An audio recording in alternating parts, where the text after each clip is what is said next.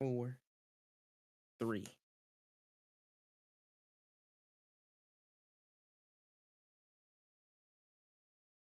Doom, doom, doom, doom, doom. Y'all don't even the young kids don't even know about that little intro to this shit. Never mind, bro. I had to take it old school on y'all, yo. Just look up Lenny Williams, bro. Y'all know who it is. Anyways, I sound fucking 74. Let me remove that shit from my life. Anyways, we are back again with an impromptu episode of No Cooldown, man. We had a lot of stuff during the week, but we here, man. Had to get one in before the weekend.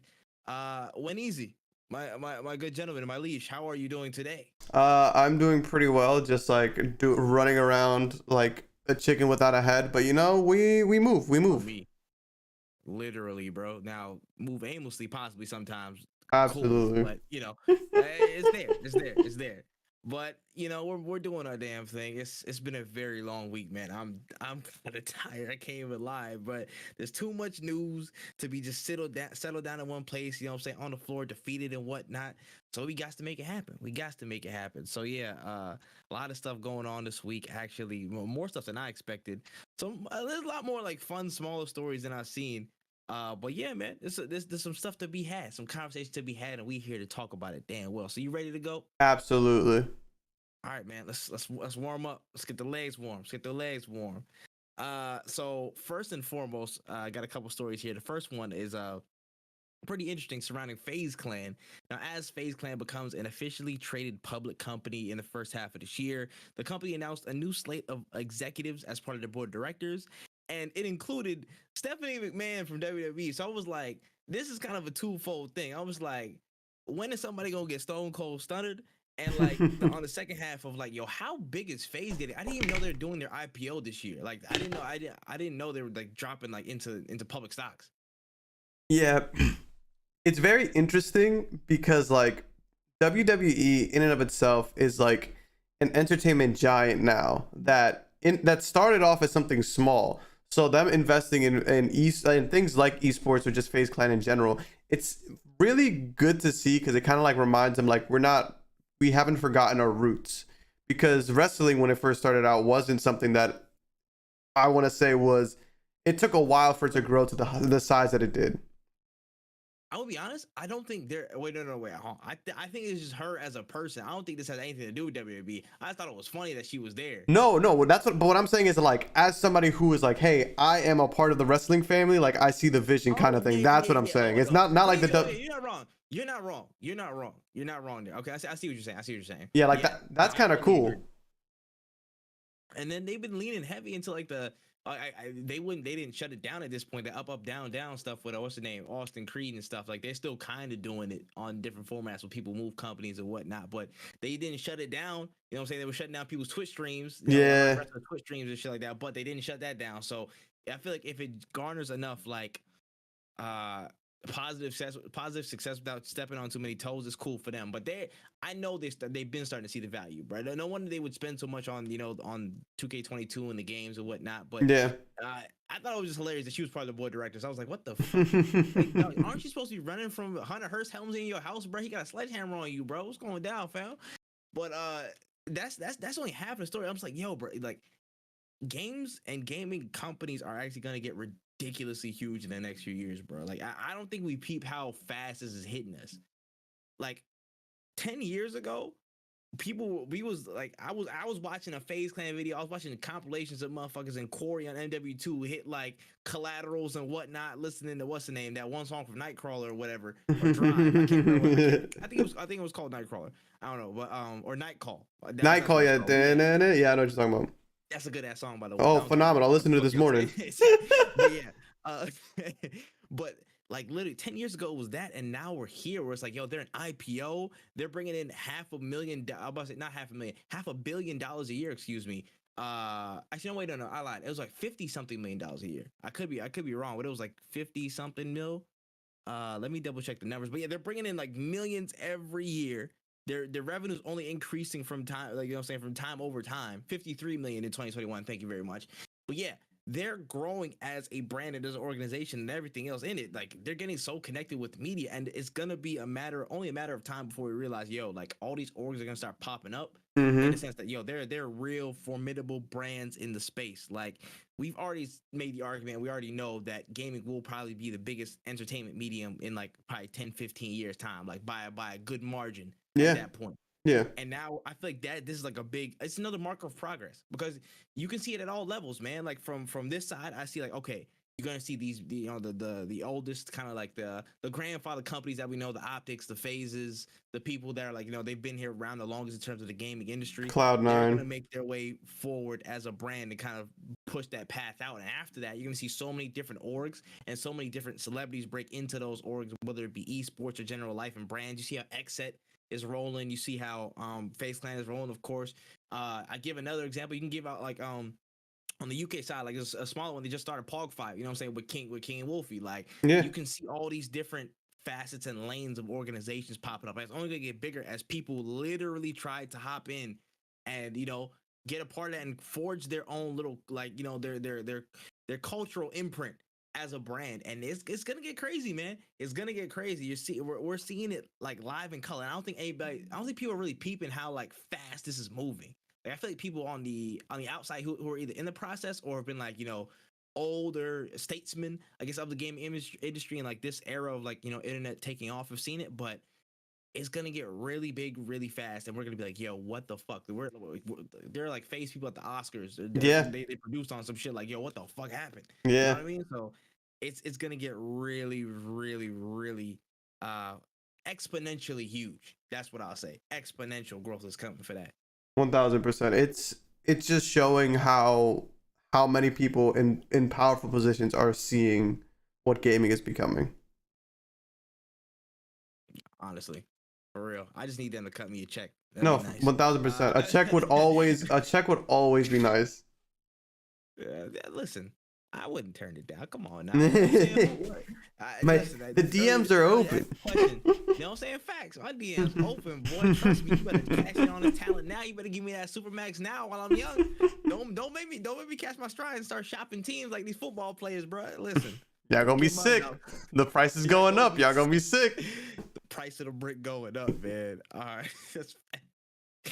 All right, let's move on to the next story. I'm fairly sure we actually got an update on this earlier, and we talked about this on another episode of No Cooldown. But we got an official word this week from Sefton Hill and Rocksteady that Suicide Squad: Kill the Justice League will be delayed until spring of 2023. I'm fairly sure we really did talk about this though. So I mean, honestly, I didn't think too much of it when I saw it like pop up this week. I kind of saw it coming. Like, that game looks insane, but we also like didn't see like raw gameplay. Like, we saw gameplay, but it wasn't like, hey, I have a controller in my hand and let me show you how the game works type thing. Honestly, if they want to push that John all the way back to the next holiday season, I'm good with that too. I think what we talked about last time, I don't know if we talked about this. I think we might have talked about Gotham Knights. That might have been, because that's something that definitely got delayed. Yes. That might have been what it was. Yeah, you're right. I feel like you're right. But like, they needed to just take their time, man. Ain't nobody trying to play bad games. Nobody's trying to waste money on bad games. So like, if you're gonna tell me you're gonna delay it, go for it. There's so many games I haven't beaten yet. I got so much time. I don't need this game in my life incomplete. You know what I'm saying? Because I feel that. It's like, go ahead. I was gonna say, like, it just sucks because it's like some games that like will release in a bad state, and it's like, yo, I just spent $60 on a bad game. It feels like you made an investment instead of buying the game. Like, I'm not trying to trade stocks here. I came for $60 worth of content, and now I got a bad game that I gotta wait for you to fix. Hopefully for you to fix. We'll see. But I really want to see this game like be good. I want to see it progress well. I want this game to be a solid game because it looks phenomenal, and it can honestly be one of the best games to come out, like one of the best co-op games. It's a co-op game where you literally flying around doing crazy stuff in a city. Like, that's nuts. That's dope. Hey, listen, that's a fact. And you know me, you already know how I rock with this, man. And like, no pun intended with Rocksteady, but literally I put this at one of my most anticipated games of this year. Sadly, it will not come out this year, but I don't care. Yeah. As long as you literally just take your time and just make this game as good as it possibly can, because I know this game can be freaking fantastic. Mm-hmm. I'm all good. The groundwork is honestly there for y'all to make a literally like a groundbreaking game in terms of impact, man. Like, if you see the quality behind it, people are gonna flock to it, man. Especially if it's co-op, you know it's gonna have a really, a fruitful life cycle. in a sense. So. And I'm sure they're gonna pack it with post-launch content, the little co-op challenges, you know what I'm saying, like challenge rooms or whatnot, new all game that passes and all that stuff like that. I have full faith in y'all. Just take your time. That's literally all I need. I'm not even mad that this slate is slightly impacted because honestly, I needed some more room this year. Yeah. Too many games I'm behind on. I'm gonna keep a big stack with you. There's already too much shit. I'm like 3 steps back on. You don't even want to know, bruh. Like I still gotta finish 20 year in Sifu. I still got a 20-year Sifu. I beat the game, but I gotta go back and you know what I'm saying. I'm about to say knock some shit for real. But now I'm missing Tunic. I'm not playing Elden Ring. Somebody buys it for me, so that's kind of out the rotation for me. I've already made my stance on that. What's it called? What's the name? What else dropped this one? Well, 2K22 I have not played yet at all. There's too much. There's too much in the slate. It's only gonna get worse. So I'm not mad. As long as you come out and be your best self. Be your best self and come on through next year, and we're gonna welcome you like you never even left, like you were never even had a delay. So you're good. Yeah, I haven't beat Elden Ring. I haven't beat Sifu. Kirby comes out tomorrow. I have Kirby. There's so much. I wanted to play Dying Light, but that's on the back burner for a while because I can't even Dying Light 2 came out, Tunic is out, and I want to play that. There's so many games. It's just we just don't got enough time for it anymore. So if you want to delay your game, please, bro, take your time off. It's like when they schedule too many people at work. Like we have too many heads in the kitchen right now. Some of y'all gotta go home, bro. Yeah, I'm gonna need you to go home. Like, huh? Oh, hey, listen, y'all be easy though. Yeah, exactly. Take your time. I'm gonna do what I can, but you know what I'm saying? Like, y'all be great. Y'all just be great. I'll be over there. That's facts, man. That's facts. All right, on to the next one. So, based on all the official reports and the actual announcement, the DOGG will be in Call of Duty. And when I hate you for writing this joke, oh man, that's amazing. So he will be released in Call of Duty Mobile first on April 1st, and then later on Warzone and Vanguard on April 19th. So, I mean, will you be doing hot drizzles with Snoop, or is it not enough for you to play Call of Duty? Again, I hate you for making that joke. Hey, I had to. I was like, I couldn't even control myself. My hands just did it on its own. I think Snoop being in Call of Duty is sick. He was an announcer in Black Ops, wasn't he? Or in Black Ops 2. But I'm excited for it, but I don't think I'm gonna if anything, I'll download Call of Duty Mobile before I download regular Call of Duty because it's just the size is just too big. It's 100, it's almost like 300 gigabytes. I love Snoop, but I don't not enough to install an entire new hard drive for one game, you know. I think it's interesting that this happened right before he signed to FaZe Clan. Bro, I'm telling you. I don't know what the pull is here, but that's kind of insane. It's crazy. It's like, yo, he's signed to FaZe, now he's in the game. It's nuts. It's nuts. Bro, it's kind of wild, honestly, when you think about how quick this turns out, bro. He is a habitual bag getter. He goes to where the bag is at this point in life. And I'm like, this is actually funny because today I just somehow randomly stumbled back upon the Source 95 Awards or the 95 Source Awards. And how he was just like, yo, we know East Coast don't rock with us. Let it be known then. And how he was just I don't know, just he went from just defending the land to being a straight bag getter, bro. I'm like, yo, listen, he know how to make it through, bro. He just know how to make it through. They're doing crazy, but yeah, I'm not playing this shit. So go, yeah. You know what I'm saying? In the war zizzle, whatever. The war zizzle. When I so much over with off this topic.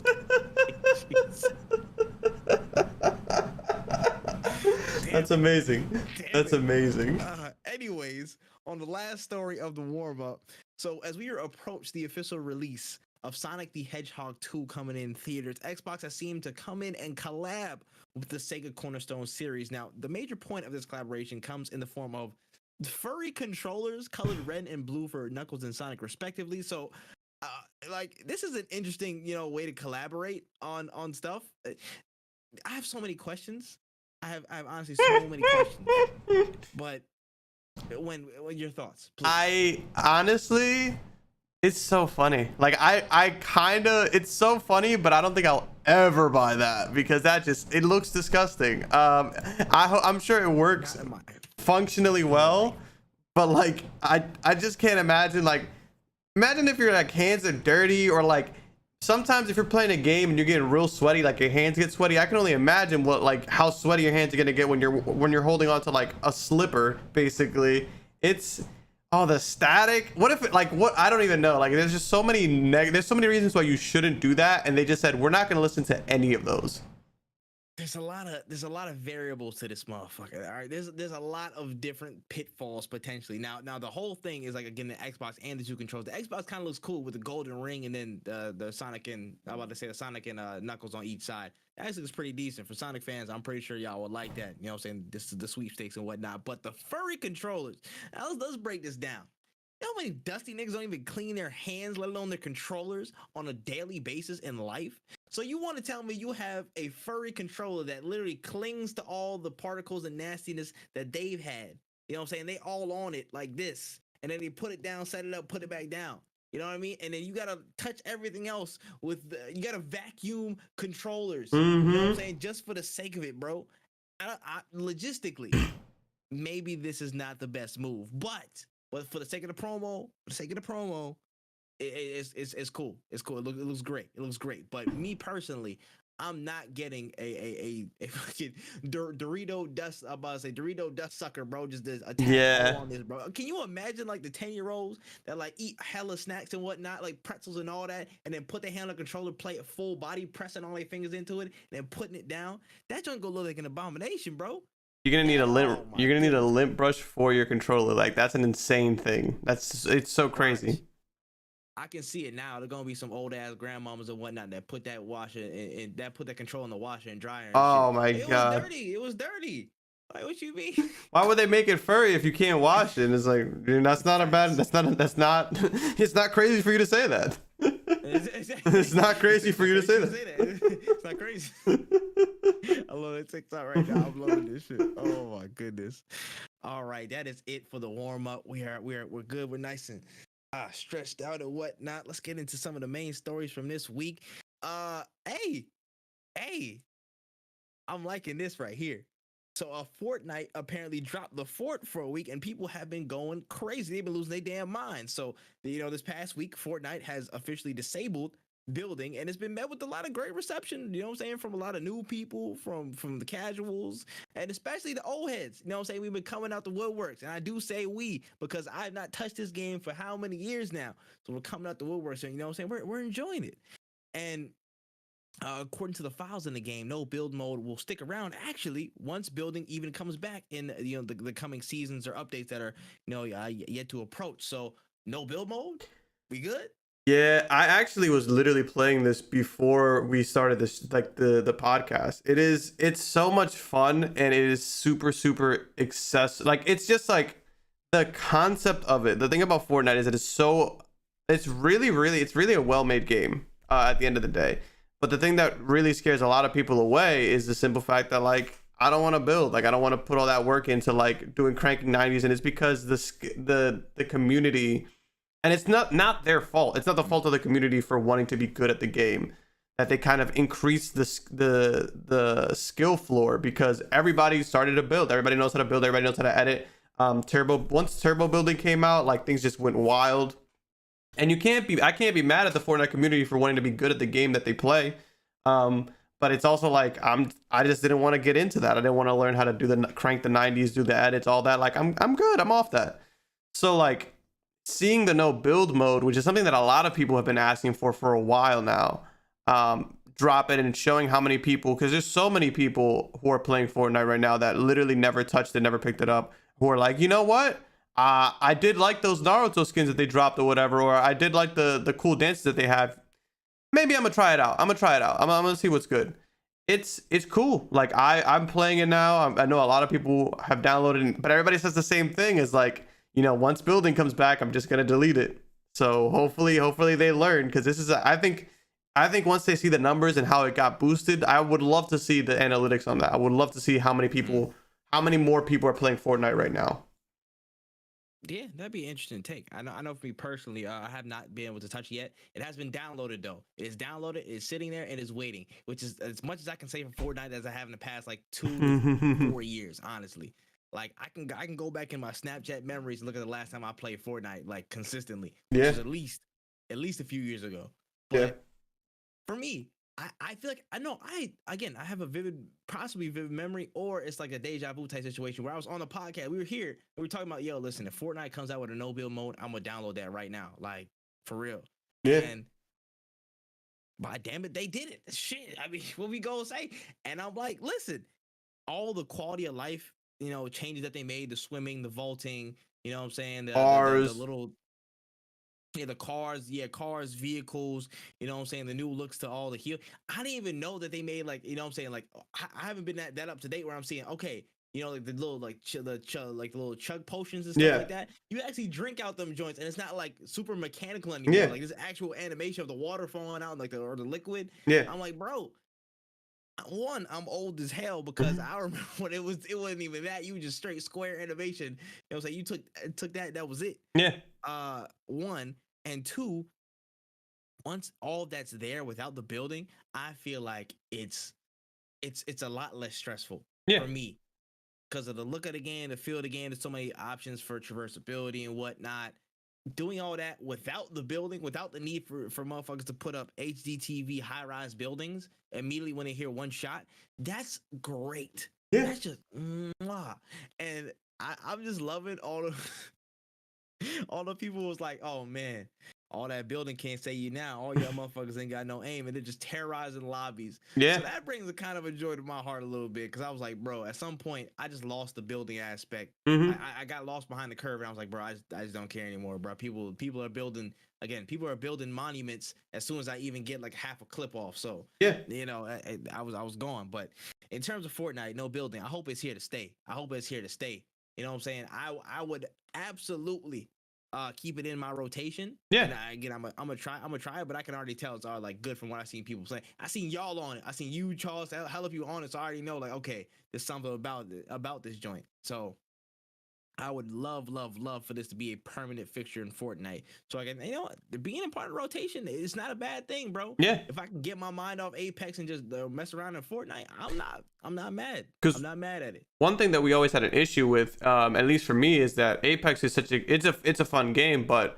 Apex can get super stressful. The difference between Fortnite and Apex is that in Apex you're trying to get into fights, you're trying to do XYZ, but in Fortnite you can genuinely have good times, but just like driving around or just, oh look, there's a camp of NPCs over there, let's go shoot them, let's go do XYZ. Like there's a lot of extra shit in the game that you can do to have fun. And on top of that, you can have up to 4 people. You can have up to 16 player lobbies and play like 50v50 modes.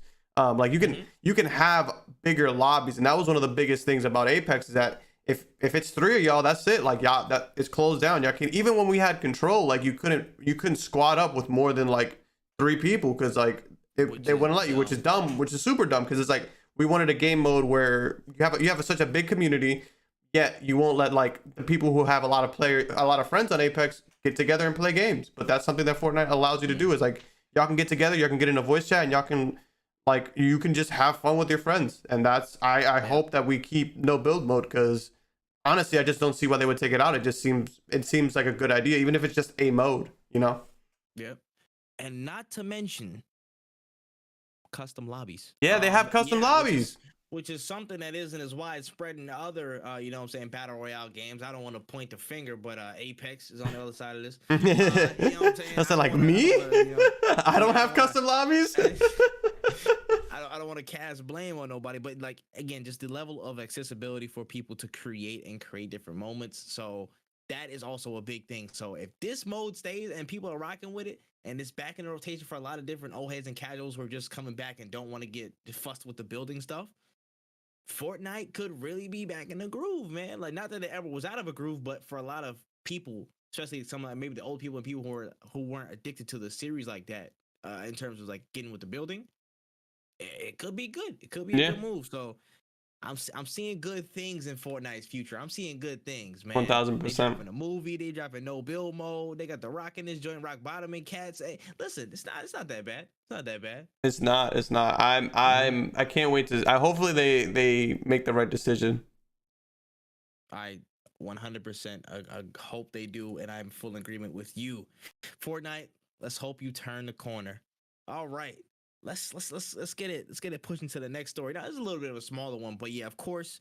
Although the upcoming title from Luminous and Square Enix has been delayed, we did get some new looks on some Forspoken gameplay, and specifically some of the combat that we're gonna get into later this year. Now, I'm glad that they did drop an update like this, and we can get into the general sense of kind of the content, I guess, drips in the trail over a cycle of promotion or whatnot. But it looked pretty flashy. It looked fluid. You know what I'm saying?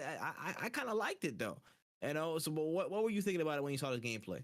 I'm honestly, I thought it was a lot. Like I was watching and I was like, this is very like bright, but it does that thing where like it's bright and then it darkens the screen because it's so bright, and it was hard to kind of follow, if it makes any sense. Like I don't know if it was my monitor. I might have to like just tweak some settings or something, but it seemed really really fun, and it seemed like it gave you a lot of options on how to do things.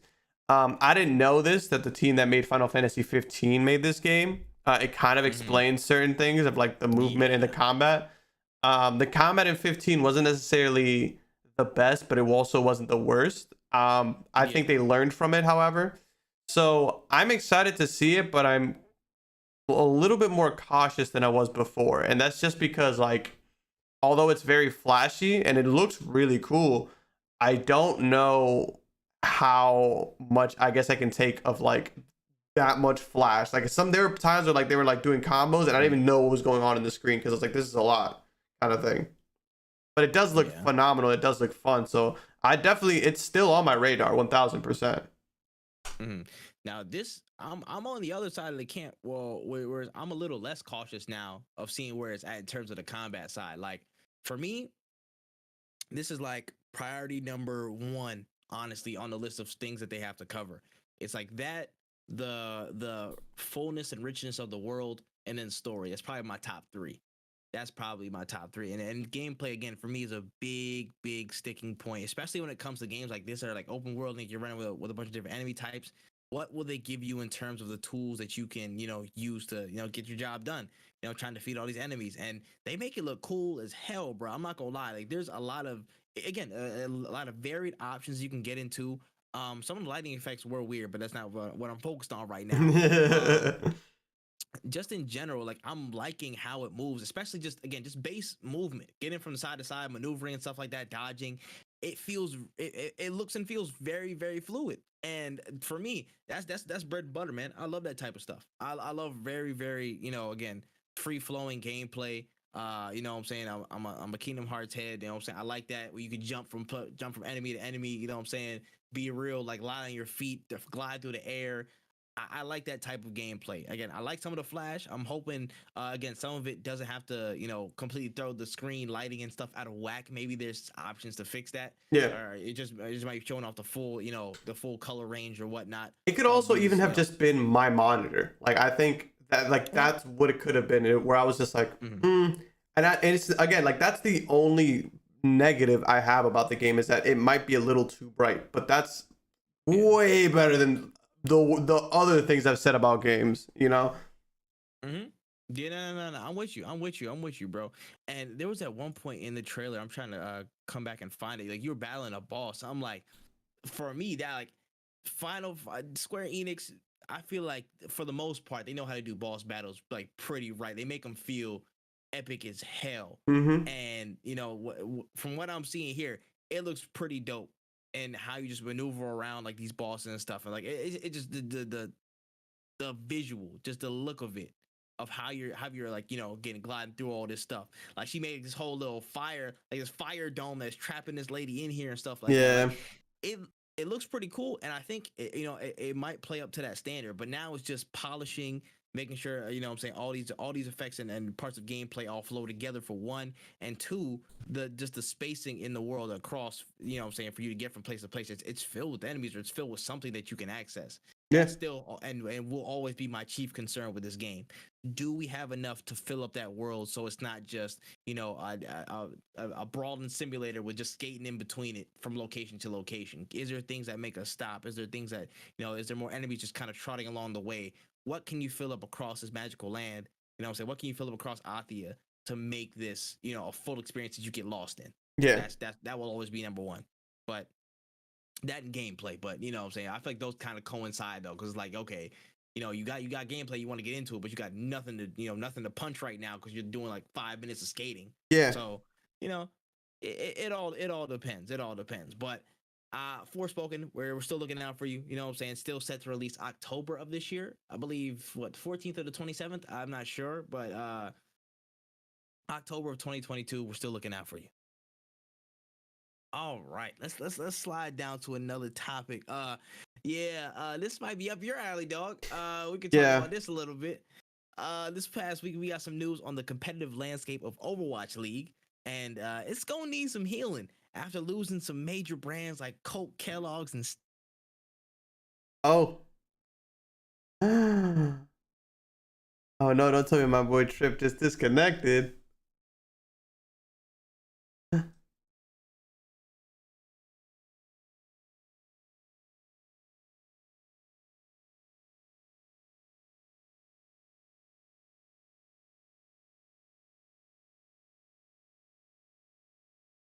Is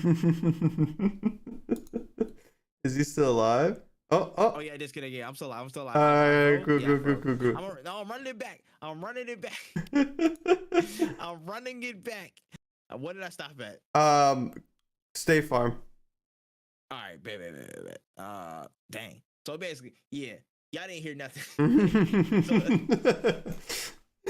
So this past week, we got some news on the competitive landscape of Overwatch League, and it's going to need some healing after losing some major brands like Coca-Cola, Kellogg's, and State Farm from their sponsorship docket. So this happened after some rounds of sexual assault and harassment lawsuits were filed last year.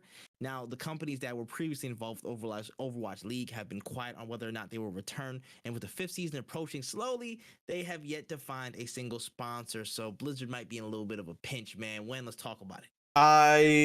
Like, it sucks because I remember the first season of Overwatch. I remember I was working as a bartender, and I had ESPN up on the TV, and I remember sitting there watching the finale, like the finals, and like two of my coworkers who worked at the movie theater were like walking up and like they were like sweeping, but they would stop to see like what they're like, what round is this? And I'm like, this is the first round. They're like, all right, cool. And then like it got to a point where our manager would be like, yo, y'all stop, and like he's like, yo, I'm gonna make you turn the channel if you don't stop. Like, all right, my bad. It was such a movement, like, and so many people, even people who showed up to the bar. It's like this one dude was there with his girlfriend, like this super strong dude, and he was like, oh, is that the finals today? And she's like, you play that, you watch it? He's like, oh, I'm just a little interested. I'm like, bro, don't lie to her. Tell her what's up. Tell her that you like this, dog. Don't try to front. You're over here watching it hard body. Like, you got a movie in like 5 minutes, but you're still here, bro. Yeah, don't lie to me, bro. And it was such a good moment. Even like in college, I remember I would walk into my one class, and my one friend who was there, we would talk about, like, we didn't talk about a lot of things, but one thing I'd be like, yo, you see the Philadelphia Fusion yesterday? And they're like, yeah. Like, it was such a cool moment. It was one of the big esports that like I felt was gonna be the one to break, like, I want to say was gonna break into mainstream. I thought I was gonna be the one to like really get people like who don't really even watch esports to be like, yo, I'm gonna check it out because it seems like very, very big. And to see it go from that to where it's at today is sad. It's crazy how Overwatch. So honestly, sometimes it feels like Overwatch was the last game Blizzard ever made, even though they made like 1 or 2 games after that. Like, it feels like really the last game they ever made because it was a movement, and ever since then it's just been quiet. Not even just a league side, but the game side. But for the league right now, I don't know where they could do. Like, they lost a lot of sponsors. I think that Overwatch League could still be a thing. It would just have to be on a much smaller scale and hopefully like build the brand back up. But it's really rough when Overwatch is connected with such a dark history, you know? And it's not even a history because that didn't happen not so long ago. Yeah, that's what's happening. That's right now. Yeah, exactly. For me, again, I don't know much about Overwatch League. I didn't really watch any Overwatch League like that. Probably watch a couple of joints or just a couple of clips or whatever. Yeah. Not necessarily caring too much for it, but I know how big it was in general in terms of the community and what people were clinging on to. Overwatch League was huge. Now,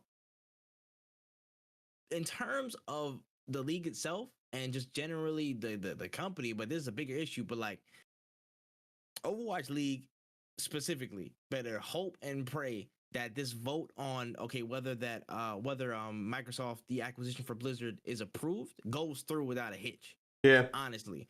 Because I feel like, again, everything is tied and connected. So for Overwatch League, they're going to be completely impacted by all the stuff that's going on for the past year. People are going to pull out. That is what it is. Their only saving grace at this point is for Microsoft to take them over and then start to reshape their brand image and basically fully absorb them under their umbrella and start to change those beats of culture to actually, show that, okay, listen, we've rooted out, the bullshit that's gone. And now we can get people to come around again. You know what I'm saying? Like, that's their only way out for me. Making sure this Microsoft move goes through like with no faults, errors, no potential setbacks or whatever. Because even this week, some people also said it. Some Blizzard people were like, "Yo, listen, if this move doesn't go through, our stock price is done. Yeah, our stuff is finished." So it's across the board. But specifically for Overwatch League, I'm like, this is heavily linked to, can Microsoft come in and fully, close the deal on this, make sure we got y'all, and then start deploying teams to make sure all the harassment and discrimination stuff has been addressed. You know what I'm saying? All the harassment, sexual assault stories has been addressed and rooted out fully. And then 2, how can we start to again reassociate the brand with more positive connotation on that stuff, man? Like it's going to be a long uphill battle for Overwatch League. Will I say they make it? I have no idea. I'm not necessarily, king for it, but yeah, it is the success of Overwatch League is highly contingent on this Microsoft deal. And you better hope this is like, it's a surefire thing and it's like there's no setbacks to it, because right now they're sitting on zero zilch. They ain't even get FUBU, bruh. There's no sponsors, bruh. Like it's done. Nobody. Like nobody. They are finito. And then again, looking at where it was like from then and now, that could be an A&E documentary, bro. Like it's kind of crazy, bro. It's insane. For me, it's not even what can we do to build back up trust? It's how can Microsoft come in and help us, and how soon can they do that? Like at this point, there's nothing Blizzard can do on their own to help turn around any success of Overwatch League or whatever. You know what I mean? So it's a tough one still, but it's not in their hands. Yeah, it's definitely not. And as a fan of Overwatch, I hope that they can turn it around. But it's an uphill battle. Like exactly how you said. Like we're just gonna have to hope and pray that it all works out, because it's not looking too good for them. Yeah, man. Listen, people calling, Doomfist turned to a tank. I don't know what that means, but people said it was crazy. I don't know, man. It is pretty crazy. It is weird signs going around. I don't know exactly what it all means, but people saying Overwatch, saying they might be in some trouble. That's all I heard. Yeah, that's all I heard, man. We'll see. I don't design games. That is not my profession, so I cannot say whether certain actions are good or bad. I can say off of the impression of a player what some of this stuff looks like, but we will see in the beta. Yeah, for sure. All right, let's skip on a little bit forward to some announcements, some new stuff that's coming through. So this week, the team at Ill Fine dropped an announcement trailer for the new game, Ghostbusters Spirits Unleashed. Now the gameplay is actually looking to slide into the lane of 4v1 monster versus survivor gameplay styles that we've seen grow in size over the past few years. As you use the PKE meter, the ghost trap, and the proton pack to capture a rogue ghost, or let the rogue ghost go crazy on y'all with 3 other players in several iconic map locations from the film series. Now, thoughts on this, man? This is interesting. Like, I'm not the biggest Ghostbusters fan, but Ghostbusters has always been again iconic. That's a staple series. Like, you can't really mess with that in terms of generalness. But in terms of the game space, what are we seeing? So it's funny that you say you're not a big Ghostbusters fan. I don't consider myself a big Ghostbusters fan. I'm sure a lot of people wouldn't consider themselves a big Ghostbusters fan. You kind of see where I'm going with this. I don't hate it, but I also just don't know who it's for, I guess. Because the 4v1, 5v1, 3, whatever, you know, like the we're all chasing one character. That game franchise, I feel like, is growing, but not necessarily in the most healthiest way. Because I see a lot of games announce, oh, we got a 4v1 game coming out. It's popular for like maybe a week. It kind of dies out, and then they all go back to Dead by Daylight. And it's like, I would love for this to be well. I just feel like sometimes people are trying to ride a trend that doesn't have a lot of room for them. A horror survival Ghostbusters game could have been sick. I don't know. Like, personally, I hope it does well. And for all the Ghostbusters fans who I'm assuming are playing video games, I hope that this is a game that you guys check out. But I haven't heard many good things from Ghostbusters games. I haven't heard I haven't heard a lot of bad things either. There are some bad games, but you're gonna get that with licensed material anywhere. But it's just like, I just don't know who it's for. And it could just be my ignorance. It could just be because I'm young. I didn't really grow up with Ghostbusters. That movie was before my time. But I don't know. Like, I'm not looking for Ghostbusters anywhere. Like, anywhere I go, I'm not like, yo, whoa, they got the Ghostbusters stuff. Like, I'm cool, man. I don't know if this is the genre for them. I feel like they could do much better in their own like single player space or something. I mean, you disrespecting the old heads right now. I'm sorry, bro, but I like the movies. The thing is, like, I like the movies, but I've never like saw the movie and been like, I need this shit in a 4v1 game. I want, like, it's just not me. Like, I just don't see it. Yeah. It could be fun. I hope I'm wrong. I really do. Now, this is the thing for me. It's like, I'm cool with that 4v1 genre and stuff like that. Of course, they've had their misses. They've had their things that I've been mad at. Evolve. I'm looking right at you. It's not exactly horror, but Evolve, we have a long-standing beef. That's some kind of different, but go ahead. No, I was gonna say, like, Evolve was trash, but Evolve was probably one of the best ones out of the franchise. Like, I'm like, even though that shit, it was horrible because of the microtransactions and shit, but it definitely was the grandfather of them all. It showed us how fun it could be. Yes. It was definitely an OG. It definitely, like, it helped pave the way for this type of stuff to come through, for like Dead by Daylights and whatnot, to like actually shine through and whatnot. I agree. I do agree, but I have my own gripes with it. Something to do. Didn't pan out the best. But for me, it's one side. It looks pretty fun. It looks like something I would definitely try, because I'm like, yo, I'm not the biggest Ghostbusters fan, but I know about Ghostbusters, so I'm like, yo, this will actually be pretty cool to play. And like, from all angles, it looks actually really interesting. Like, so it's not, we're chasing the ghost, and the ghost could mess with us at the same time. It's not necessarily us escaping. So it's gonna be one outcome or the other. Either the Ghostbusters die, or the ghost is busted. So it's not necessarily the same outcome as directly other 4v1 games, like, okay, death or survival, or you gotta, what I'm saying, or escape mainly. Actually, escape, which is like Dead by Daylight. So I'm kind of comparing it to in the Friday the 13th. So it's not necessarily you escape with your life or whatnot. It's actually, a kill or be killed situation.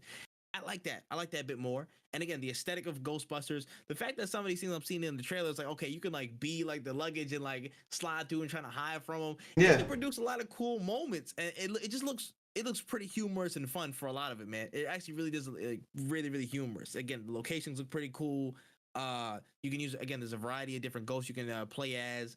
Again, the ghost traps, everything. Like, for me, I feel like there could be enough in here to actually provide differentiation from other ones. But it's just the fact of I feel like you have to market this in a certain way, because it can get lost in the shuffle so quick. The fact that you already said 4v1, you already put it in competition with Dead by Daylight, this game, the next game, you know what I'm saying? The Texas Chainsaw Massacre one is coming out in like a year or two or whatever. Like, there's already enough competition you're pitting yourself as.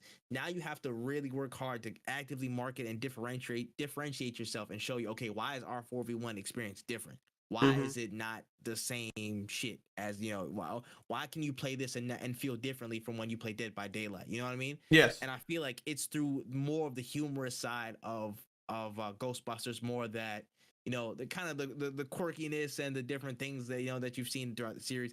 I feel like that's where they need to tap into, at least in the aesthetic sense, to make sure people say, okay, listen, this is a really fun game. You know what I'm saying? You can get to a lot of different stuff. Not like, okay, everybody's killers, everybody need to do all this, that, and the third to just survive. And it's like super horror focused. You know what I'm saying? I feel like tonally and again, gameplay wise, they need to make sure they're distinct as distinct as possible to not get caught in that shovel and sucked into the debate of, oh, we can just play Dead by Daylight. Yeah. But overall, it's not going to be easy because I feel like this 4v1, the market for these types of games, fairly saturated, I'd say, because Dead by Daylight has been eating it up like for most of it, and then you got these other games that are starting to come through the shuffle. You got the Outlast Trials. I completely forgot about the Outlast Trials. Outlast Trials coming soon. Evil Dead. Oh, the Evil Dead game as well. Evil Dead game. There's more too that I'm just not thinking of right now. But I just feel like Texas Chainsaw Massacre. Yes. That game is gonna be a 3v1. There's a few of them, but it's like they're all big enough to be like, yo, listen, like they might cannibalize each other when it comes to, okay, what do we play in a certain sense. I just don't feel like the player base is that big. That's also true. Like, I just don't think that there's just enough people to play all these games at the same time. But what you're saying about Ghostbusters is completely true. I think it'll be more fun because of just like, you're not here to escape. You're here to bust the ghost. I agree. Oh shit, Phasmophobia and Devour. Yeah. Those are technically, they're not 4v1s, but essentially it's basically the same thing.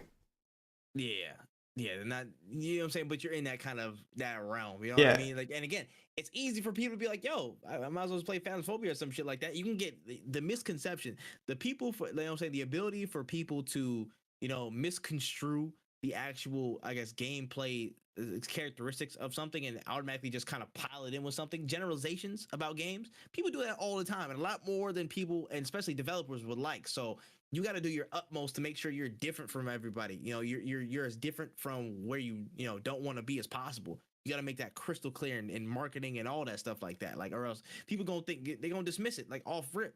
Yeah. You can see what one bad marketing campaign does to you. You know what I'm saying? Look at Guardians of the Galaxy. Look at that from last year.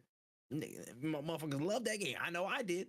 I played through it like crazy. I ain't one of the best games from last year, but the way it was marketed, you thought it was something else. And again, got misconstrued, and it ended up having disappointing sales because of that. Because the gameplay, it told the story on its own that it was good. Yeah. But how you frame it tells a completely different story. So Ghostbusters, you got to tread lightly, but you know what I'm saying.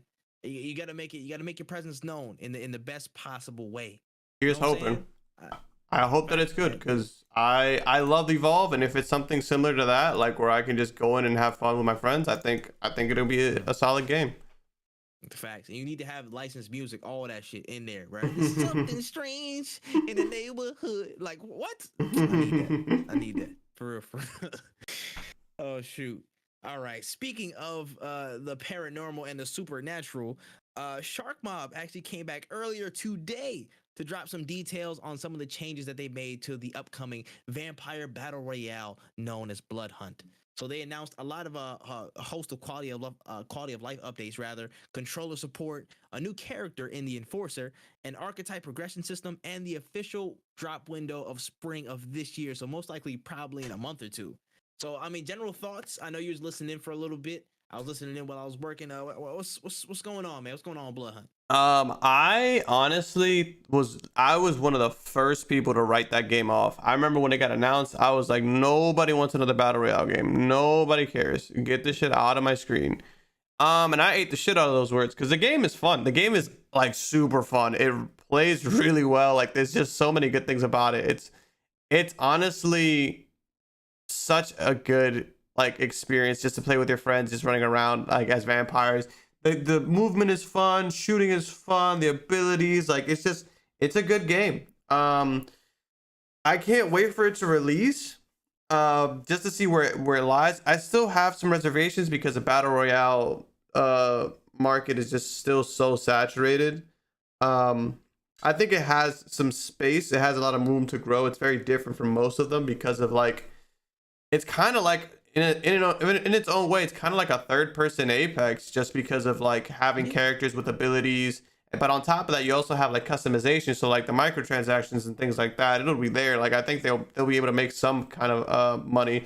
I hope that their battle passes and their cosmetics are, because, but you know what's funny is, like I say, like I hope they're cosmetic, but you can literally customize all the characters however you want them to be. So it's a good game. Like it's just a good game. I can't really complain about it too much, to be honest. The only issue that I really had with that game was that balancing, really. Like that there were just some guns that you actually couldn't use because they just weren't working. Shout outs to double pistols. They sucked, but they were cool as hell, but they sucked. And it was like there was some great moments. I mean, I know me, you, and Charles, we love that game. It's a good game. I'm really excited for this game to release. And last year when it got announced, I thought I wanted nothing to do with it, which is hilarious. Hey man, it's crazy how stuff can turn around. You would never know how these joints will turn out nowadays. So it's interesting to see. For me, I was, again, where I'm actually a big supporter of Blood Hunt, where we had a chance to play the alpha. Again, that's one of the few games that actually got me on mouse and keyboard consistently. Like you know me, I don't be on mouse and keyboard like that. Whatever y'all want to say in the chat or comments, blah blah blah. He on PC, but don't play mouse and keyboard. Well, whatever. Boo, tomato. This one of the few games that actually got me on mouse and keyboard, and like I was like eager to actually play it mouse and keyboard because obviously it didn't have control support at the time, but still, it was really cool just to see the whole environment. Of course, it's based on Vampire the Masquerade. This world's always been, pretty interesting. And the quality of life updates that they're bringing in, again, with the archetype progression system, the new character, just a lot of the balancing stuff, they're shaping up to have a really solid, carve out of the BR space for themselves.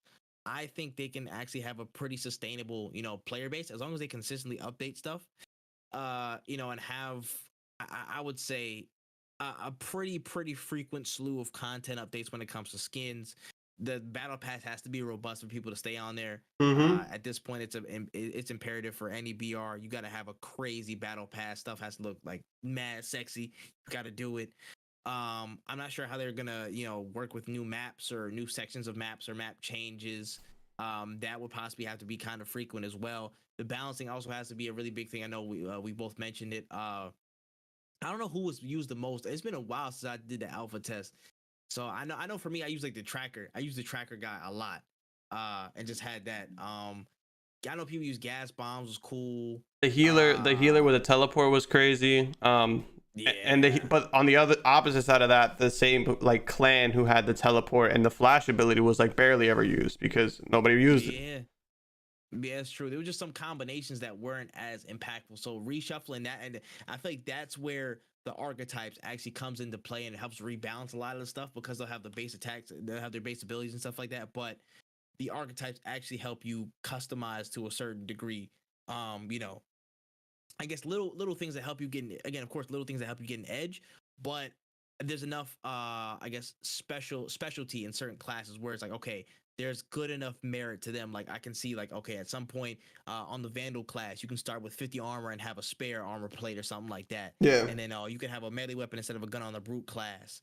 Let me see on some other ones. On the Siren, you can reload 50% faster. So you'll have a lot of differentiation that makes everybody a bit more viable, which is, again, what needs to happen for a game like this. You can't just have everybody into one meta and what I'm saying, kind of rolling in that way. So yeah, for me, they've been making good strides, man. And of course, again, their official window is spring of 2022, which is probably in a couple of weeks to a month or two. Yeah. And their official, what is it called? The beta playtest, or the next playtest, starts tomorrow at 5 a.m. Eastern in the morning. Damn. Yeah. I will be playing that in the afternoon because my black hat's not getting up that early. I am not a vampire for real. I can look at myself in the mirror. So that time will not be for me, but I will be on there later that day. Still. So yeah. Blood Hunt in total, man, I think this could be a really, really solid hit, man. I think honestly, I'm thinking of making an underrated list of games from 2022 as well, because with the volume of stuff that we're getting, we have to have, again, like the all-star list, the top games of the year, and underrated joints that people might be missing, and this could be on there. So I got some expectations for Blood Hunt, man. Hope it comes out well. Same. I might. Kirby comes out tomorrow, so I definitely won't be on Blood Hunt in the beginning of the day, but maybe I'll be able to carve out some time this weekend to get a few games in. Oh, for sure. Got to get some updated thoughts on it as we go. So we'll get there. All right, all right. Shout out to Bloodhunt. Shout out to Shark Mob. We out there, man. Oh, let's move on a little bit, man. Got a couple stories from the trailer trove today. For those y'all don't know, this is the segment where we cover anything entertainment, video. You know what I'm saying, like movies, television, anime. You know what I'm saying, comics, or whatever we find out in the world. There's a lot of stuff that dropped today. So first and foremost, we got gaming adaptation news. So we learned this week that Tekken is wave dashing its way into streaming services this year with a new series entitled Tekken Bloodlines. And the series follows Jin Kazama, a fighter with demonic bloodline, as he learns the truth about his lineage and trains to fight in the King of the Iron Fist tournament. Kind of taking it a little bit back to a younger version of Jin. What are you thinking, bro? What are we thinking about this? As a Tekken fan, I am super excited about this. Honestly, I don't know why we stopped making. I think fighting games have some of the best story and lore, and I don't know why they weren't one of the first things to be adapted into like TV shows and whatnot. Because you have so many avenues, you have so many people that you could choose from. It just doesn't make sense why like they were like. I get why they said, "Hey, let's do Last of Us." As a series, it's a great storyline. But when I think of like you want to make a series fighting games, because you could do just a series. You could do like 3 episodes on one character. Yeah, you know what I'm saying? Like you could do it. Yeah. You could have just like short stories for some of the people. You could even have like long ongoing things. But really excited that Tekken is coming back into the medium, because there were Tekken movies. There was a lot of like Tekken stuff. Nah, but they weren't in here before. We don't acknowledge those. We don't acknowledge those. But it's like I'm happy to see it, because I am super excited. I think it's gonna be super dope. Animation, it has kind of like that CGI while also being still anime feel to it, but it still looks really good because it's a 3D fighter. So like it being 3D isn't gonna fuck. I think it fits with the theme. And like in the trailer, you get to see like people like King. You saw Leroy, who's in Tekken 7. He's a new character and he's in there. Paul Feet, like there's so many people that are gonna be in it, and I just can't wait to see like the Tekken characters outside of like the online dude who knows way more than me trashing me. Like I can't wait to see these people actually fighting, you know? Yep. 100%. Now for me, my only focus is on the art style and what the presentation is gonna be like. And I'm glad that they're doing it in an animated style. Please, if there's stories, certain things like this, they deserve animation. They deserve full-fledged animation. I don't want no live action around this. I want the full impact of just, the full freedom and breadth you can actually get in animation styles like this. So, if y'all haven't seen the trailer, please go watch it. Like it was honestly really, really interesting. I'm ready to see Heihachi be a menace again. Like, oh my god, it looks really good, and I just wish that we got a lot more into this bag of adaptation. Like you've already seen, like there's an animated Mortal Kombat film. Yeah, like what was it last year? Or 2 of them, or something like that. There's 2. Yeah. So those were so good. Yeah. And jumping into that bag for a lot more of these game series, I feel like would be the best route forward. You don't need to live action everything, but if you put it in animation style, that gives a lot more potential for greatness, in my opinion. Yeah. You know what I'm saying? For a lot of these series. You have more space. Just don't make sense in a live action format, but animated, there's a lot more room to grow. There's a lot more room. You see how animation has done a lot of series very, very well. Over the past 2 years. There was a new series that dropped for what's it called? I think it was The Boys. It's like an animated series. Yeah. That's like it dropped on Amazon Prime Video. People were loving it. People are loving it right now. Yeah. I was like, yo, you don't know how much good that can do. So for a lot of studios and such out there, please look into animation. Just you don't gotta hire, you know what I'm saying? No random ass dude from Arkansas to be your main character, to be your Jin Kazama. All right, let's keep it focused, man. We must stay focused. We must stay focused. All right? For real. But yeah, moving on to the second story of the day on the trailer trove, man. I don't know how to say this, but so it seems that the Metal Gear Solid movie might stay in hiding a little while longer. So during the premiere of Moon Knight, Oscar Isaac, who is speculated to play Solid Snake, actually told IGN that they were still searching for a story for the live action movie. Now, of course, the film was announced back in 2020. We heard some rumors and rumblings about it, but we haven't heard much since. So is this a good sign? Because I don't know. It's crazy to like, for a Metal Gear Solid movie. I feel like before y'all even decided to make a Metal Gear Solid movie, the story should not be the should not be a problem. Yeah, that's what I'm saying. Like, that's the point of Metal Gear Solid. Like, that shouldn't be the problem that you guys have. And being like, oh, I got Oscar Isaac on board. I want to make the movie. That shouldn't have been you should have found the story first. That is the most important thing about that movie. And yeah, I don't know. As a Metal Gear Solid fan, like a huge fan, I'm kind of not holding my breath on this one. They could have honestly just redid Metal Gear Solid 1 and adapted that into a script. I thought that's the route that they were going for, but not knowing what the story is going to be is a little scary, because it's the reason those games were good were for the story. So if you're looking for a new story to tell via Metal Gear Solid, you might as well just make a spy movie and call it something else, because I just don't see...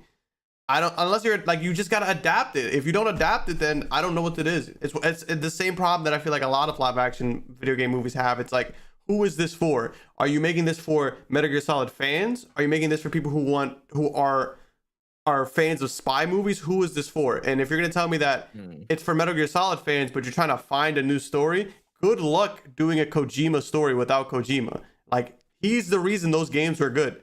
And I 100% doubt Konami's going to allow... I don't even think he wants to write a Metal Gear Solid story for a Konami licensed movie, you know? I don't know what the plan is there. I think it's a lot of people who are ready to like, hey, let's jump in and do this without thinking about how to do it. Yeah, I've noticed a common theme from a few people lately in the TV and movie development space. Motherfuckers just don't want to look at a story anymore. They don't want to look at source material anymore. That's kind of crazy. That's actually kind of wild. People do not want to look at source material when they have no idea where to start. Yeah, that's wild. The Halo series actually dropped today. I gotta go start watching that. Oh right, I forgot about that. And apparently they showed Chief's face, which is a whole nother topic. Exactly. You see the I don't even like Halo, but I know you're not supposed to do that. I don't know anything about Halo, but I know you're not supposed to show his face. I'm not saying whether you're supposed to show his face or not. Well, that's up to y'all interpretation. But to me, I don't think you need to show this man's face, honestly. But, and I'm pretty sure some people were saying first episode. I gotta go confirm this, but I don't know. But. You know, okay, Trips in the chat said there's a reason for it. So, all right, listen, I'm gonna keep my hands up for it. But I'm just saying in general, there's a little bit of unnerving energy about people on the production set for these shows and be like, yeah, we chose to avoid anything about the story, you know, or any source material to reference off of. It's just a little bit of worry. I understand these are professionals. I understand these guys are doing their jobs at the utmost best of their ability, but there is some credence you have to give to source material, at least in not necessarily even paying homage, but kind of sticking to the overall ethos of a show. And I feel like you do miss some of that when you decide to avoid, you know, source material or not look at the source material, you know what I'm saying, for certain things. So I understand there's a need to tweak, you know, certain things for television that have gone well in games but haven't done anything else. But I feel like it's at least should be standard to give a solid, like, you know, brush through of the entire series or the entire body of work of a franchise so far to figure out what works, what doesn't, what story can we tap into, what story can we not, you know, and do that thing. Some people have, again, I don't want to bring up the quintessential example, but you can see, like, you know what I'm saying, Matt Reeves going through everything in Batman to figure out, okay, what worked, what didn't, what can he put in this story, what can he adapt, what can he squash together. Cool. And there's some people, again, who might be avoiding that type of process. So I don't know. You know, I don't know how it might be well received, but for me in Metal Gear Solid, back to the point, it's slightly a little unnerving. There's a lot of story beats that you can pick up. You know what I'm saying? There's like, I haven't played all the Metal Gear Solids, but I'm pretty sure there's a lot of story points that you can actually pull from that. So, you know, I'm like, yeah, I gotta kind of just look back a little bit. It's just like, and it's not that I don't think that it could be done, but it's like the phrase, and it could have just been, you know, because he was at a premiere of a movie, he wasn't like saying it properly or wasn't like wording it correctly, but saying something like, hey, we're trying to find a story is scary. Saying we're still working on the script, different, completely different. Because I know that personally, I think Metal Gear Solid 2 was something like 6-7 hours of cutscenes or something like that, of like codex and cutscene and conversations and whatnot. Like, there's a lot of story. So to take 12 hours and scrunch it down to 2, it's damn near impossible. You might need to just do a limited series or something. But I think it can be done.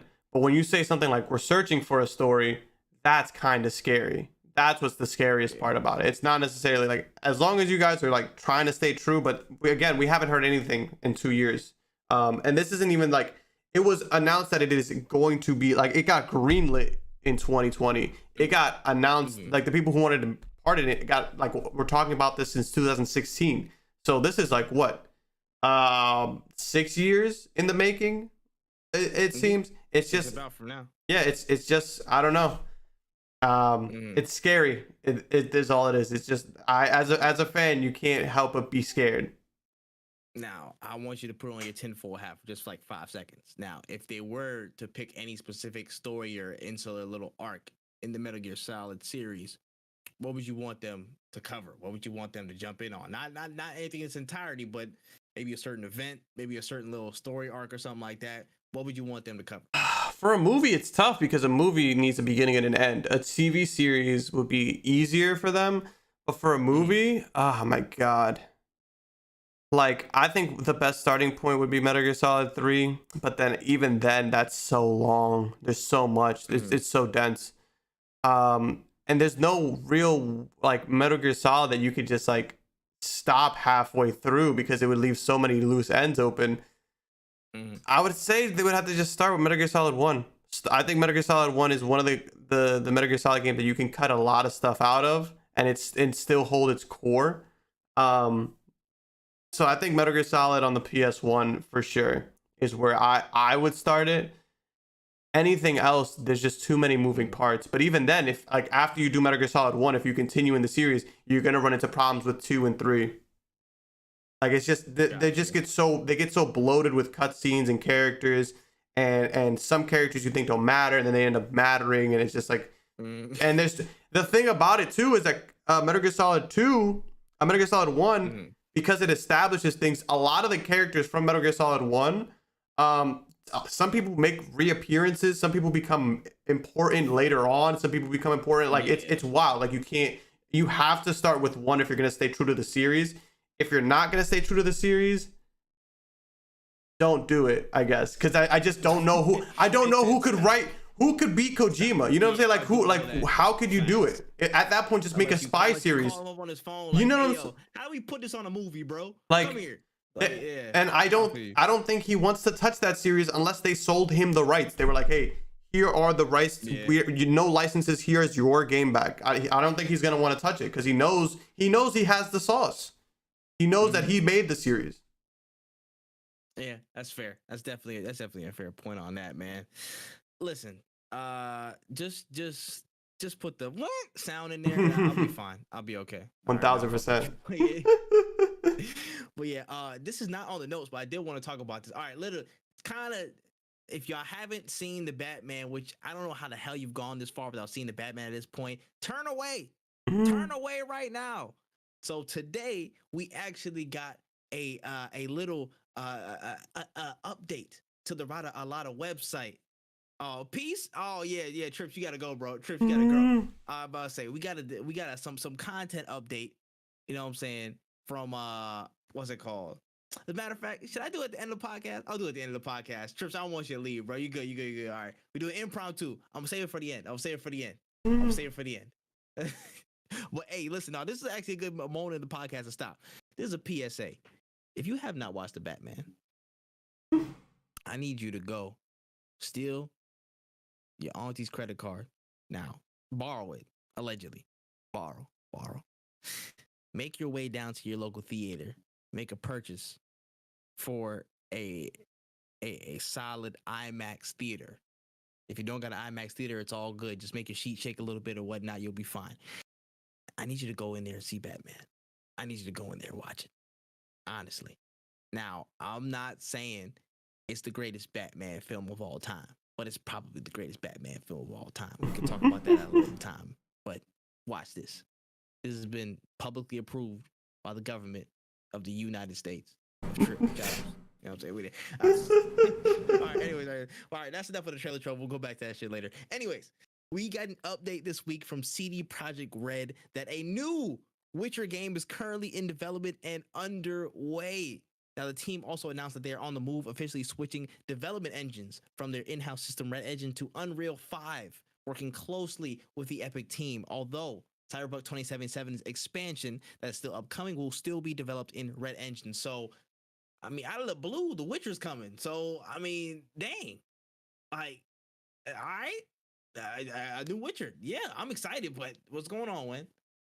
You ever have like a friend who's like broke, but then you see him like taking trips to like Miami? That's what like CD Projekt Red is doing right now.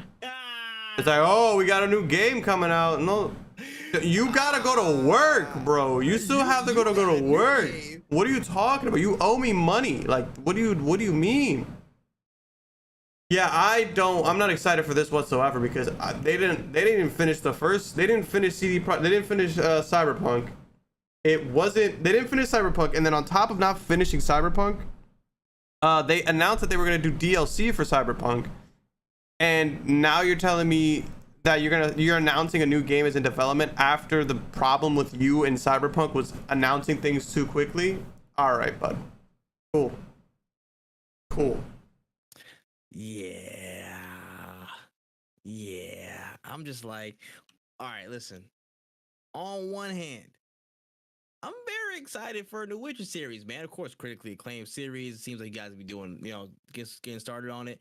But, now I just can't seem to get a little bit of the past out of my head. And this is where the grand conversation about CD Projekt Red comes into play. Like, we were talking before Cyberpunk is like, oh yeah, listen, if this game goes crazy, gonna put it into the stratosphere. Now we're looking at like, yo, this game really had a huge knock on their credibility, I think, from a lot of different standpoints. It had a really big knock. And now everything that they do is gonna be under a microscope, like, okay, what you doing next? You know what I'm saying? What's going on now? So at the same time you're dropping, development updates and stuff, you're still patching the game that's still broken to some extent. You're coming out with a new Witcher. You're already starting to, you're already starting like to kind of move off of this. Yeah. I don't know what the split of their development studios are with the expansions and patches and fixes for Cyberpunk and then the new game, but it's like, dang, they had a full plate in front of them and they order McDonald's out, the next time over, bro. Like, yo, like, all right. I mean, that's what it looked like in this sense. Like, yo, listen, hey, Cyberpunk is going. It's really great if I just reach in my pocket and pull out the pocket set and distract you with the new Witcher, bro. Like, you know what I'm saying? Like, it's kind of crazy to think about, but I hope Witcher comes out fantastic, man. Like, there's still a lot of time in between that, just announcing it, but I was very interested in talking about just how games even have their full slate of lineups, bro. Because like, I feel like there's a way to do it and there's a way not to do it. Yeah. And a lot of people are doing it in a way of not doing it, and not doing it as efficiently as possible. You know what I'm saying? Like, why do you just announce the game is coming and then give me nothing else there? That's where I'm starting to turn old and hermity, bro. Like, you know what I'm saying? Sometimes I get excited, I like to speculate, but then now I'm starting to see, some days I'm just like, okay, but what is there? What's there? Where's the gameplay? I think it's because we grew up with like back in our day, we used to not have a lot of games to choose from. Like, we didn't, like, 1 year, if we had 1 year where we had 4 good games, we were like, wow, this is insane. This is this is a great year for video games. It's like 4 solid good games. Now we're in a day where like games drop almost like every day, it feels like. So at this point, I've gotten to the point where if you don't got something good, shut up, because there's something good that I haven't played yet. I don't have time to play every single game. And especially if you're somebody asking for $60 in this economy, or with gas prices this high, you're telling me that you're announcing this Witcher game that's ready. Like, bro, you made me waste $60 on a game that sucked, and you're trying to tell me that there's another game coming. I don't care if it's a Witcher game, a Mass Effect game. I don't care what franchise it falls under. If you don't have something good to show me, I don't care. And if you're just going off of, because it feels like all they're doing is going off the strength of the name, and like, cool, bro, that's awesome that it's a Witcher game, but you're not really in a position to negotiate after that big flop that was Cyberpunk. Like, nobody here is gonna sit there and be like, hey, like, another CD Projekt Red game. Back in the day before Cyberpunk, literally people. That's why we wanted Cyberpunk, is because y'all were making it. But now that y'all are making it, it's a little dicey. Mm-hmm. Yeah, I'm just like, dang, bro, you can't just flash something new in our face when you got the old joint right there in the other hand. Like we can just like look at both of them at the same time. For me, it's just a little bit undercooked. It's a little bit a bit quick to the draw for me. I'm like, y'all could have waited. You know what I'm saying? Y'all could have seen the full arc of Cyberpunk play out to where y'all dropped the expansion. Y'all made sure everything was cool on that end. You just kind of tying up loose ends with little update packs here and there.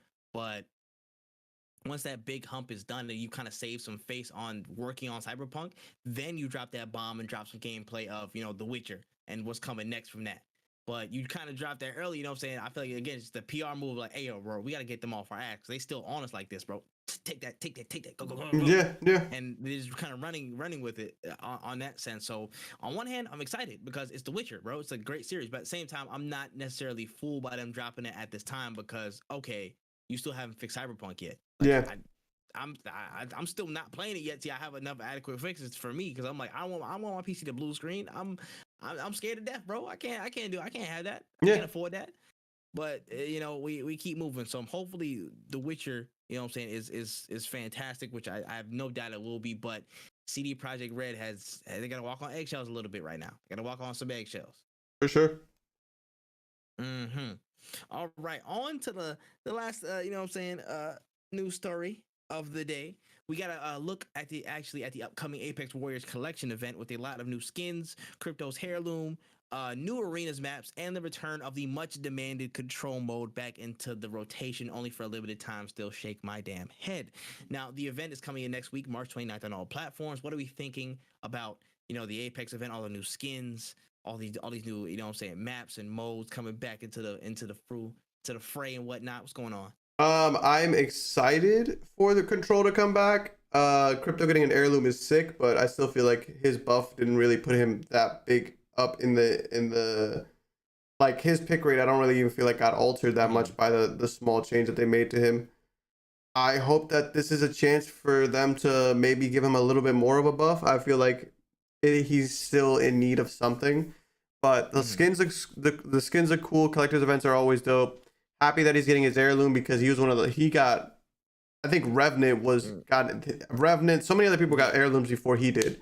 And it's just like, it kind of feel bad for him, but at the same time, with a pick rate that low, I can't blame Respawn for being like, yo, let's give it to the characters people actually play. But I can blame Respawn for making him not playable or not making him not viable.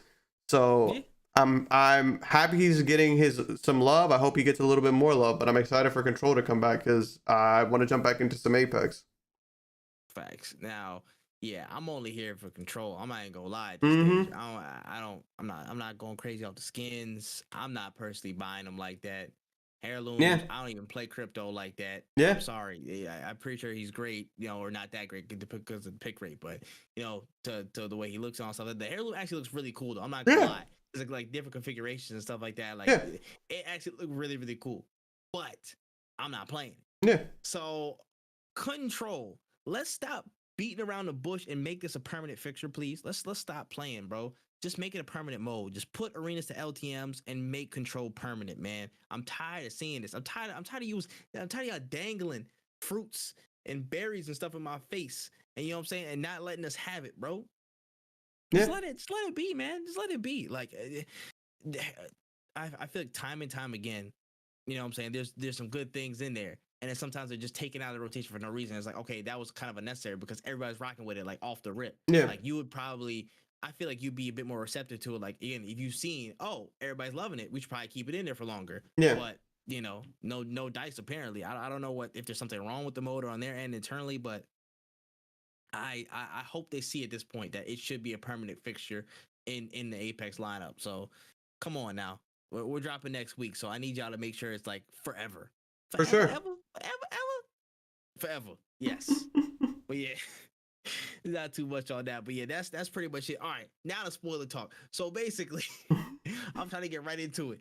So basically, if you have not seen the Batman, please close your ears right now. Close your ears, just say la la la for like 80 million times, and then we'll get back to you in like 5 minutes. So basically, the website that was promotional for the Batman's lead up, elrata.com, got updated this week after Matt Reeves tweeted, you know what I'm saying, a little cryptic message. You know what I'm saying? I stopped what I was doing during my lunch break to go solve those riddles. It took me like a good 7 minutes, but we got them joints. You know what I'm saying? I was struggling hard. Shout out to Crashbox. You know what I'm saying? The riddle snake getting me prepared for those moments. And when we opened those 3 riddles and we solved them, we opened a file. We got a deleted scene from the Batman film itself, and we have officially gotten confirmation that the unnamed, prisoner that we possibly saw in that post-credit scene was the Joker. And we got a whole exchange between a person that was the Joker before they're the Joker, of course, and Batman as he's trying to find out more about this killer, which is the Riddler in the story. So, I mean, just thoughts on the scene and how that played into it. I'm happy that it got deleted, not because the scene is bad, but just because of like the pacing for the movie. Yes. I think it's gonna be an interesting Joker. It's too early to tell it's too early to tell really what it's gonna be. It's too early to see if he's gonna be a good Joker or not, really, because I just didn't see enough. So I think it was cool. I think the change from how other Jokers have been in the past is welcome. And honestly, I just have to wait and see. I'm still skeptical about it though, because I am not a big fan of the way most Batman movies use that character as kind of like a scapegoat for like a good movie, I guess, you know? Mm-hmm. And listen, this is the point where I'm like, all right, listen, I had some fears. I had some doubts. I'm not gonna lie, but everything this film has been showing me is like, yeah, I know what y'all doing. I feel like they know exactly what they're doing when it comes to this type of stuff. So in terms of the scene itself, it was real intense and gritty, bro. It's like, yo, they're already setting up that kind of that relationship where it's like, yo, he's really his foil. And it's like, yo, it's like little picks and prize at Batman, like little like lines and stuff that he drops, and it's like, yo, bro, like, how'd you not notice or whatever? It's like, yo, you two got a lot more common than you think. It's like, yo, psychologically, he's like unhinged. He is fucking insane, but he feels like laser focused on Batman, hyper fixated to that he knows Batman so much that he can literally liken him to people that he sees out in the world and whatnot. I like that they're establishing that obsession very, very early. And again, only a 5-minute span. They make this link between him and Batman so known. Like I enjoyed it. I enjoyed it so far with the take. It seems real like it's not too whimsical yet. You know what I'm saying? It's not like okay, like far-fetched with like a Mark Hamill type thing where he's like laughing all over the place, stuff like that yet. But I like the gritty look. I like that, you know what I'm saying? Like, okay, like from what we heard from Matt Reeves, like he's literally just like the smile and everything. It's a congenital disease, so it's like he's kind of been fucked up from from the beginning of his life. So he's been dealing with that his entire life. So it's kind of like, okay, that's kind of stuck with him, and he just looks like gritty, unhinged, serial killer. Like he looks like he will snap at any moment on anything, and it just feels really good so far. The performance of what was it, Barry Keoghan, from that scene, it looks really like in depth, bro. Like I'm just like, yo, he just seems like a perfect foil to this Batman. And as we see that Batman grow, I feel like we're gonna see him start to kind of climb up those ranks and kind of make his presence more and more felt. Now, this also answers a lot of things in terms of the film itself. The fact that we got confirmation that Joker's there, I feel like that also confirmed the fact of the Joker's following. Throughout the Batman. We can talk about this at a later date as well, but like, kind of the people who rock with Joker is out there in the streets and stuff. They're trying to make it, trying to make it happen and whatnot, trying to just cause chaos for no reason, trying to get, people in their Facebook groups, whatever. Also heavily agreed that this was a good cut to the movie. I'm glad this was not in the cut because it just basically told the whole film. Yeah. Honestly. It just told the whole theme right there in the scene. Like he called it out like verbatim, like exactly like what you should be looking for in a story. So I feel like that would have kind of turned audiences away from it in a sense that like, oh, okay, we know what's going on now. The Joker basically just told it. So why are we even focused on all these little details now?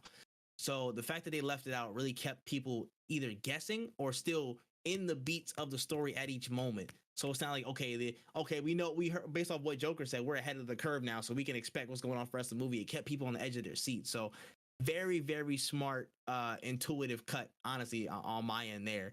Now, I know there's been some, I guess, what is it, debate over whether the Joker should have been included at all. Now, I, for one, I'm like 55 45 60 40. The Joker should still be in this series. It should. I'm welcome to a Joker inclusion in this saga.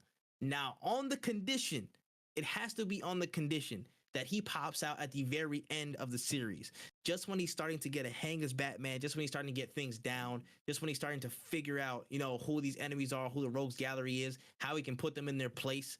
That's when true chaos ensues, and he comes out the ashes, and and the Joker's master plan to really rise up as the clown prince of crime and turn Gotham upside down. That's when it kicks off. I feel like it has to be held off until then. It really has to be, because if you're trying to do a story somewhere else and deal with other parts of Gotham, maybe a Mr. Freeze, maybe a Hugo Strange, you know what I'm saying? Maybe that, you have to hold him off. Even then, I don't even think like a story about or a Gotham with the Court of Owls and with Joker, possibly could coexist. I haven't I'm not the most foremost comic expert or whatnot, so I can't tell you a story where both of them were present and he had to deal with both at the same time. But to me, it seems like a lot on the screen to deal with the a Talon and then deal with the court, and dealing with the Joker at the same exact time. I feel like those are two equivalent forces in terms of plot and driving, in terms of the Batman's development and what he has to deal with in the city, that it's kind of like town's not big enough for the both of us. So I'm okay with the Joker being in there, but he has to be saved for the end of the series. Keep him locked away at Arkham, just plotting and planning until he meets Harley and Quinzel in Arkham. Keep him locked away. Keep him in the back burner for nobody else to see him except for a couple cameos until it's time to drop him at the end of the series. But what do you feel about that? Should he be in there or not? I don't think that I didn't like how much screen time he had in the movie. Personally, I think hinting or even just showing maybe 10 seconds would have been just as effective. But I don't know. I still feel like I need to watch the movie once or twice more. But I think that this Joker will be interesting for sure. And yeah, I don't hate him in the franchise, but I just don't want him to be used like other people have used the character to try to scapegoat their way into having an interesting try and boost up the story because we got Joker's name on it after the Heath Ledger performance or whatnot. I feel you. I don't think it will be this though. I feel like this is a lot more meticulous than we think. Now, I feel like this inclusion probably could have been dampened a little bit. Okay, we could have made it a little bit more subtle, but I'm not mad at this approach either. I'm honestly not mad at this approach either because, again, if you want to make an intimate, gripping start to the Gotham and Batman, you know what I'm saying? And seeing, okay, it's a real, close type of shit. Stuff's just beginning, but it's real gritty right now. I'm not mad at the way they introduced it. Because you're okay, at some point we're gonna start expanding. You see, the city's gonna start growing, and the conflict is just gonna get larger and larger and larger. And then when he comes out, that's when some real shit's going down. So if they keep it in that format of he's locked up, he's in a corner, he's hidden away, but his presence is still felt in terms of interactions of Batman going to see him, and his influence on the city, and the crazy motherfuckers just doing wild stuff, beating up random people. You know what I'm saying? Because of that, I feel that we can make this work. We can make this balance. You know what I'm saying? It doesn't have to be another saturated Joker appearance after Heath Ledger. Yeah, I feel you. I think we'll see, because by the time we get a third Batman movie, it'll be a long time since that performance. So especially even since the Joaquin Phoenix performance, we will have time to have we will have had a lot of time to separate all these impressions of the character. I'm telling you, it just, again, for now, I feel like the denial of this version of Joker is just because of, again, we got so many Jokers over the last couple of years. We got the Jared Leto twice, technically, through Suicide Squad and Snyder Cut. We got of course Joaquin Phoenix's Joker, and then we got this one that's upcoming. So it's like, okay, there's too many Jokers in this type of span. Yeah. So we gotta like kind of shut it down. We feel like it's being overused. Yeah. But I feel like that's also gonna.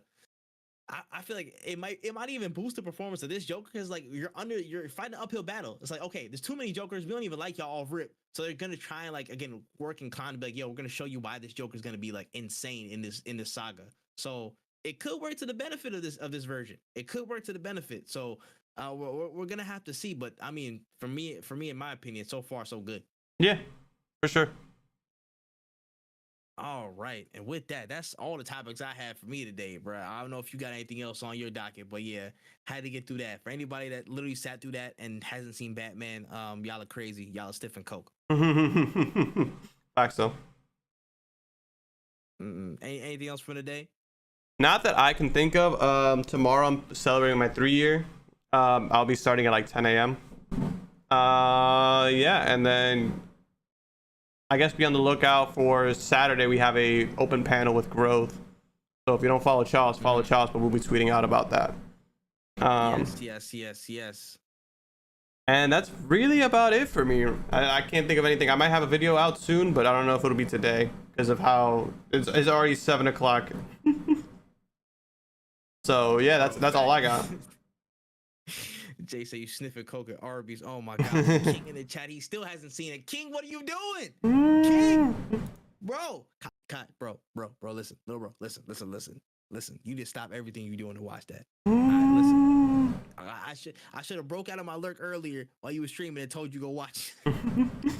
Go watch it on stream. No, nobody giving me a break. Hey, listen, man. Listen, you gotta give him a break of a Kit Kat bar or something like that and distract him and get the fuck out of there and get to a theater, bro. I don't know what you gotta do, bro. But nah, I hear you though. But ASAP, man, for real. But yeah, my news or my updates are, I got no other news for the week, but shout out to everybody that's coming through and watching all this stuff, man. We dropping YouTube videos every day this week. We have one every day so far this week. Got one more tomorrow. Again, the Growth event is going to be on Saturday at 4 p.m. Eastern time. Going to have a couple special guests on there. Me and Charles going to be streaming. So y'all make sure y'all check it here. Twitch.tv at that man Tripp. Let me see what else is there. Of course, you got to follow the socials and stuff like that at No Cooldown Pod on Twitter. Just search No Cooldown on all social platforms. What was it? Stitcher, Apple Podcasts, Spotify, Anchor, Google Podcasts. We on a couple more platforms now. So yeah, make sure y'all get in there. Jay, Mario, we're not talking about it. Get away from me. I know what you're talking about, and get away from me. We're not talking about Mario. Leave it alone. I know. It's not coming. It's not coming, bro. But yeah, that's all I got. A lot of content is coming, so make sure y'all tapped in with that. Listen, it's Wen's 3-year tomorrow, man. It's stream anniversary, man. So you got to make sure you tap in with Wen. So all social channels at Wen Easy, YouTube at Wotaku channel. You got to check them there. You know what I'm saying? It's gonna be lit. So yeah, honestly, with that being said, drink y'all waters. Tell y'all people you love them. Again, to you consistent Elden Ring sufferers, hope you continue to suffer. Just had to put that one in there. Yeah, man. Fortnite. I'm gonna see y'all in Tilted Towers. Peace. No Cooldown is out, y'all. We going. And the recording is done. The best movie ever. You ain't even seen it, Jay. Mario movie's going to be straight mid-pack, and I can't wait. Top 5 Mario. Does he throw hot fire? Man, fuck you, Jay. Oh, I'm done, bro. Nah, King, we see you in the cut as well, bro. Appreciate you, dog. I was about to say we gotta run some Fort this weekend, King, as well. I'm about to be free. You as well, when we gotta run. I'm ready. I'm ready to shoot some kids. I feel you. I actually might. If Charles is still, no, I don't think he's playing anymore. I was say if he's still playing Fortnite, I was gonna jump back on. He's still live. Well, my Chatterino says he's still live. Yeah, I'm about to raid him because I think my dad is calling me. Yeah, I'm about to raid him as well. Let me put the raid up. Yeah, put the raid up, baby. Let me start that up because I know my dad just called me like twice, so he's probably like, "Yo, what are we eating for dinner?" Like, I don't know. You're the adult. I'm just a kid. Facts. I was about to say, listen, I'm a child in God's eyes, man. They hated Heath Ledger when he was cast as Joker. Chris Pratt is the same. Oh my god. On that note, I'm going to leave and literally wash my eyes with soap because I saw that comment. I'm gonna get out of here. Yo, is your Ray ready, man? Yeah, my Ray is ready. It is ridiculous. I'm gonna Jay get the I love y'all, man. I'll catch y'all, man. I'll probably be live tomorrow, Saturday, man. Peace, y'all. Peace. Peace. Jeez. That's hilarious.